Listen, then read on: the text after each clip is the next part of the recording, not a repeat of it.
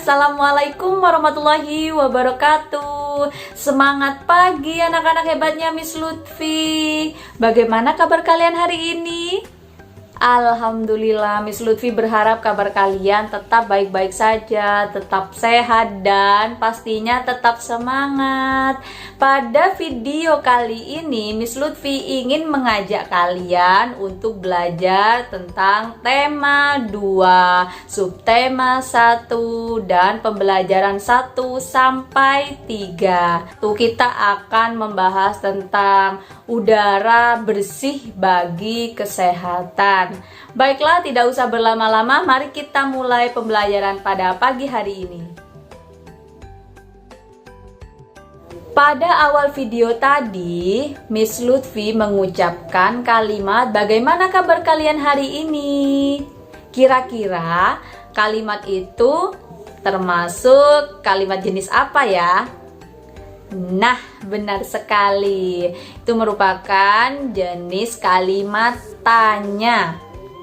Ya, di dalam kalimat tanya itu ada beberapa macam kata tanya.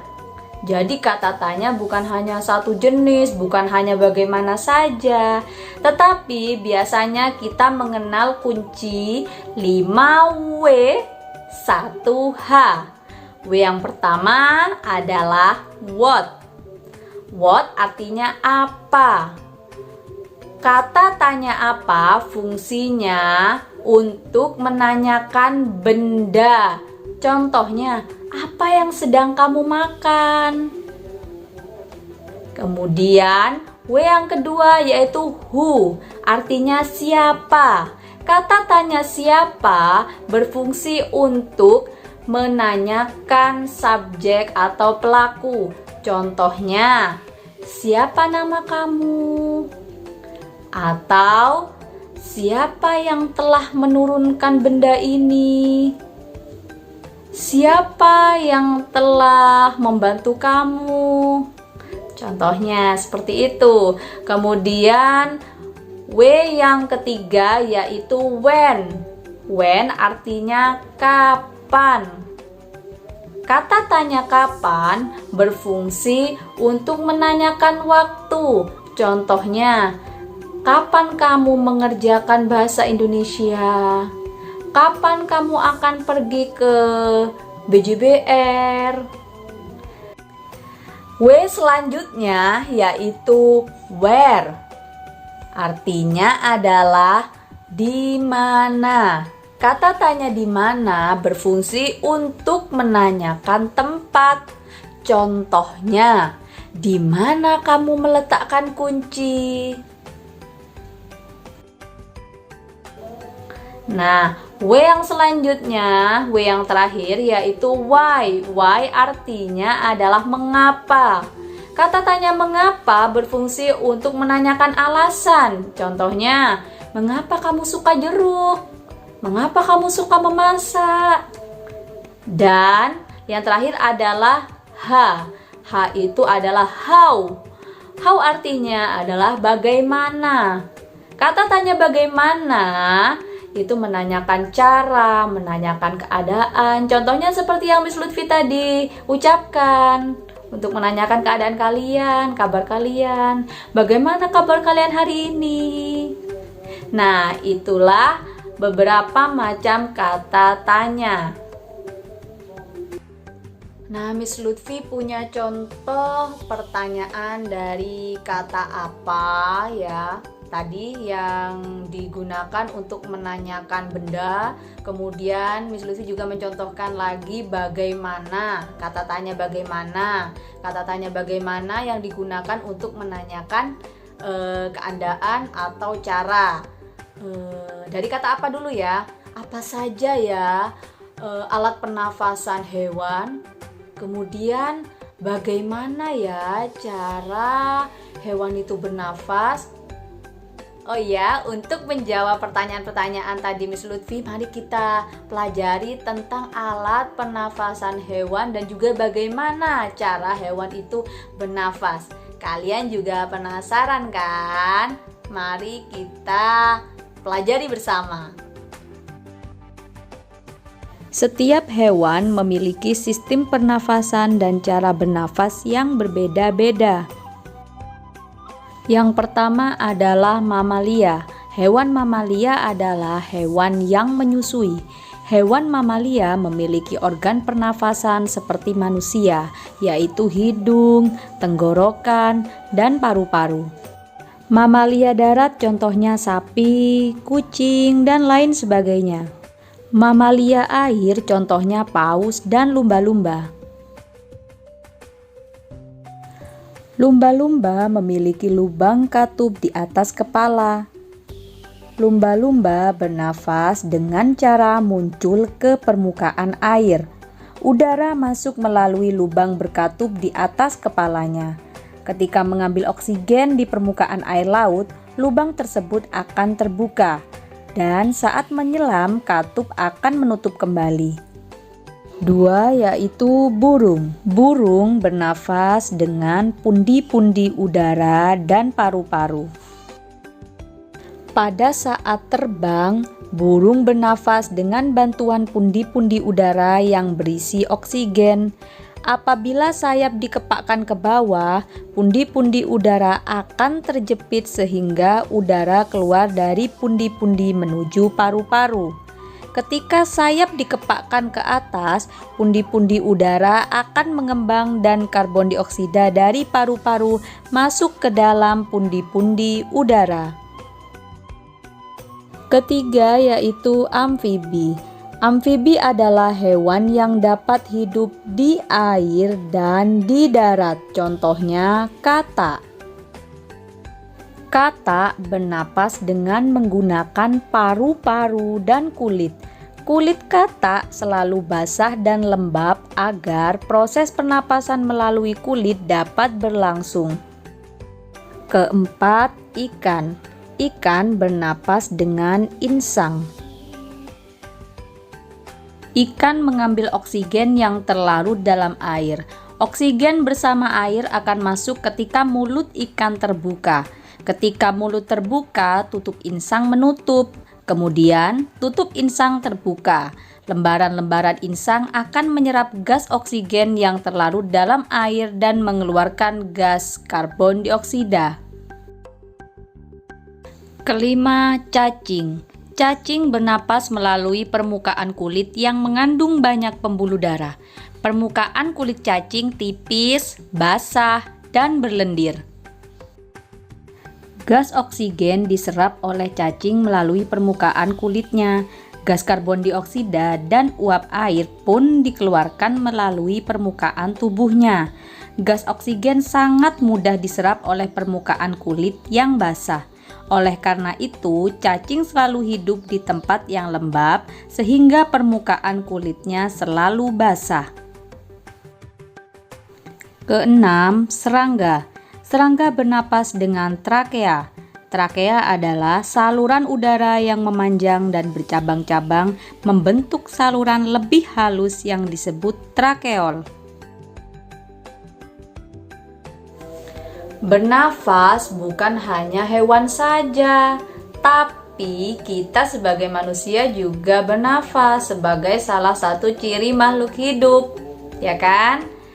Alat pernafasan manusia itu juga ada berbagai macam dan juga ada cara-cara bagaimana manusia itu bernafas.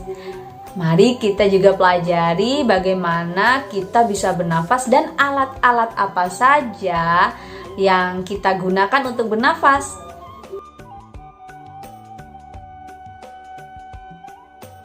Organ pernapasan manusia terdiri dari hidung, tenggorokan, dan paru-paru.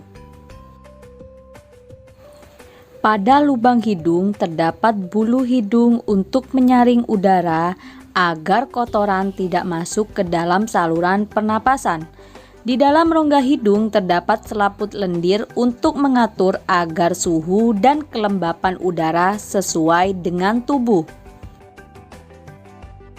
Tenggorokan merupakan saluran yang dilewati udara dari hidung menuju paru-paru. Adapun bagian dari paru-paru yang pertama faring, kedua laring, ketiga trakea, dan keempat bronkus. Faring merupakan persimpangan antara saluran makanan dan saluran udara. Laring atau pangkal tenggorokan menghubungkan faring dengan trakea.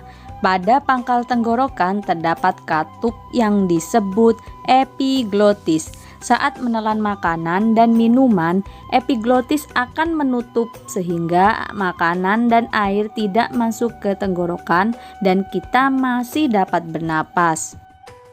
Trakea atau batang tenggorokan merupakan saluran seperti pipa yang tersusun atas tulang rawan berbentuk cincin. Bronkus merupakan cabang trakea yang menuju ke paru-paru. Paru-paru terletak di rongga dada atau toraks. Paru-paru terdiri dari bronkiolus dan alveolus. Proses pernapasan manusia. Proses pernapasan manusia terdiri dari dua, yaitu inspirasi, yaitu proses menghirup udara. Yang kedua, ekspirasi, proses menghembuskan udara. Proses pernapasan pada manusia dimulai dari hidung. Udara yang dihisap pada waktu menarik napas atau yang disebut inspirasi masuk melalui lubang hidung. Setelah melewati rongga hidung, udara masuk ke kerongkongan bagian atas, lalu masuk tenggorokan. Udara akan mengalir terus masuk ke batang tenggorokan dan diteruskan ke bronkus. Dari bronkus, udara akan masuk ke paru-paru melalui bronkiolus.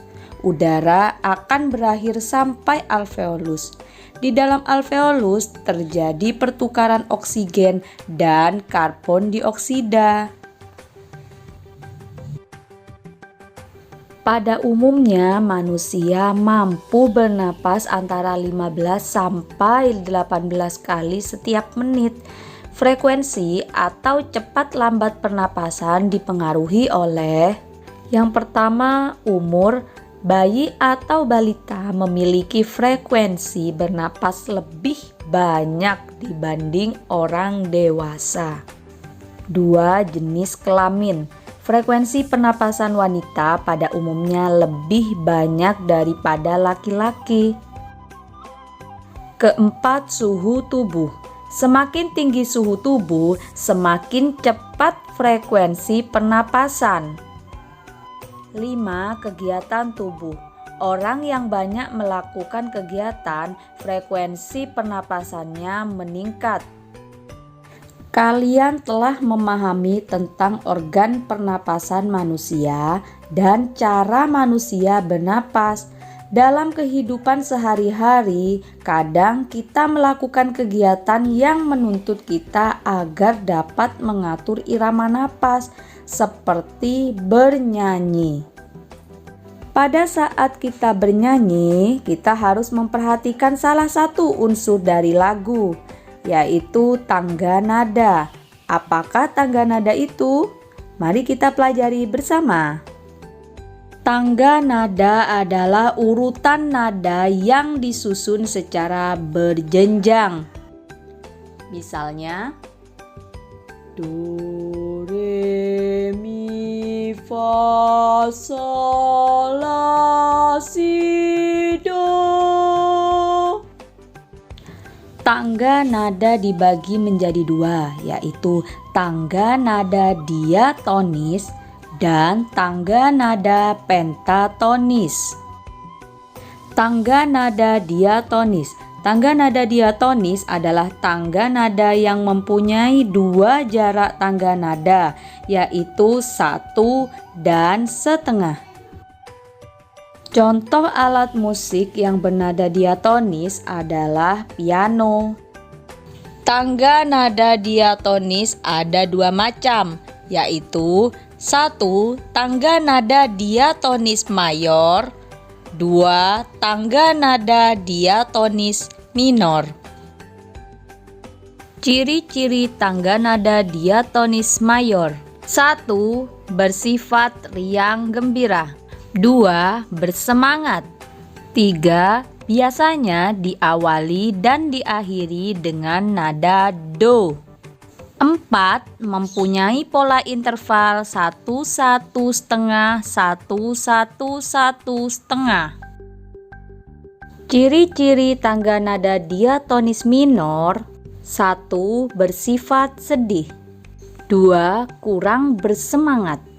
3. Biasanya diawali dan diakhiri dengan nada la sama dengan a.